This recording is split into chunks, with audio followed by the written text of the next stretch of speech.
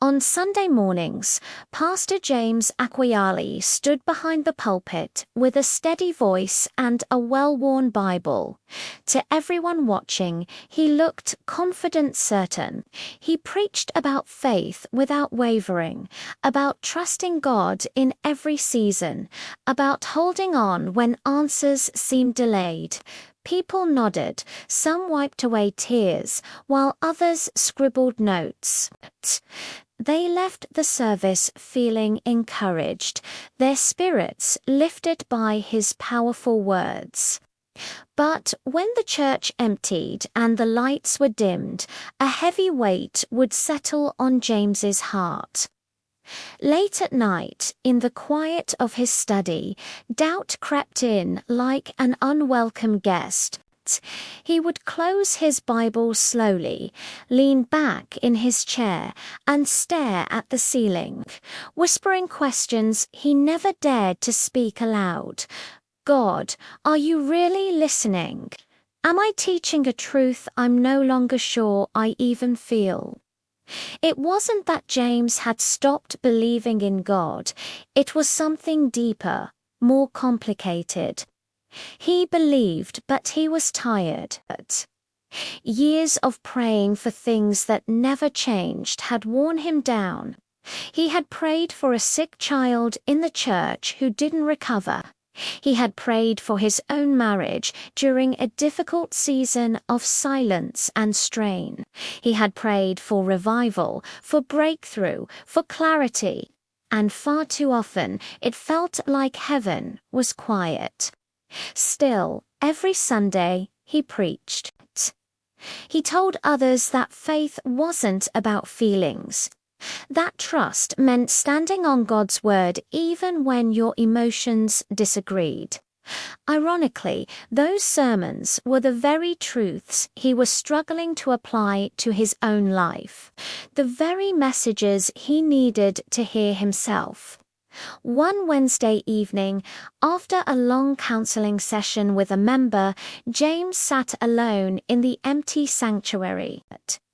The room smelled faintly of polished wood and old hymn books. He bowed his head, not to prepare a sermon, but simply to be honest. God, he whispered, his voice cracking, I'm preaching faith, but I feel empty. I tell people you're near, but I feel so far away. I'm afraid to admit I'm struggling. Because I'm the pastor. There was no thunder, no sudden revelation, just a profound silence. But in that silence, a thought gently surfaced in his heart, not condemning, not loud, just clear. I never asked you to be perfect. I only asked you to be faithful. Tears filled James's eyes. For the first time in a long, long while, he stopped trying to impress God with his strong faith and simply brought him his weakness. He offered his honesty, his exhaustion, his doubt. That following Sunday, James preached a little differently. He didn't share his private doubts in detail, but his words carried a new tenderness, a raw authenticity. He spoke about Elijah Howe, a great prophet who had called down fire from heaven, later sat under a tree, asking God to take his life. He reminded the congregation that even the greatest heroes of faith had moments of overwhelming fear and confusion. Faith, James said, his voice filled with a quiet conviction, is not the absence of doubt. It's choosing to trust God even when doubt is present. Unknown to him, a woman in the third row had nearly given up on God that week. A young man in the back had been hiding his own questions, ashamed to admit them. That day, something in James's message reached them not because it was polished, but because it was real. It was a lifeline. Over time, James learned something sacred. God was still working through him. Not because he had all the answers, but because he kept showing up.